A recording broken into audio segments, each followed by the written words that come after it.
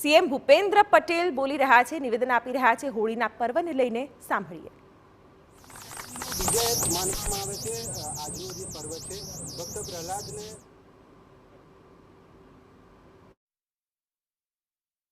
સાથે મળીને ઉજવીએ, ખૂબ હર્ષ અને ઉલ્લાસ સાથે ઉજવીએ અને આપણે સૌ સાથે મળી અને વિકસિત ભારતના સંકલ્પમાં આગળ વધીએ.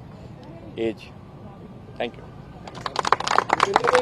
ભક્તિની શક્તિનો વિજય માનવામાં આવે છે આજનું જે પર્વ છે.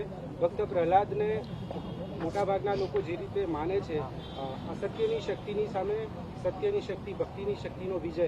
આપ કઈ રીતે જુઓ છો આગામી સમયમાં જે રીતે ચૂંટણીનું રણ મેદાન પણ આવી રહ્યું છે?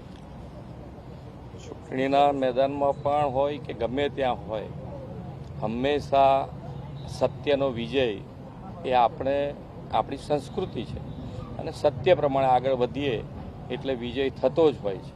અને એટલે તો આ વખતે જનતાએ નક્કી કર્યું છે 400 પાર.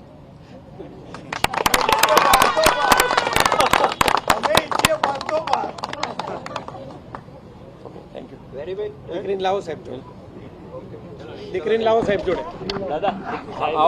દાદા હિન્દીમાં આપશો પ્લીઝ. ઓકે. નહીં આવે તો સીએમ ભૂપેન્દ્ર પટેલે હોળીની શુભકામનાઓ આપી અને સાથે સાથે તેઓએ પોતાના જે હળવા શૈલીના અંદાજ સાથે પણ વાત કરી. હોળી પર્વની સીએમએ શુભેચ્છા આપી અને સૌ આગળ ને આગળ આ સંકલ્પો સાથે આગળ વધે તેવી પણ વાત કરી.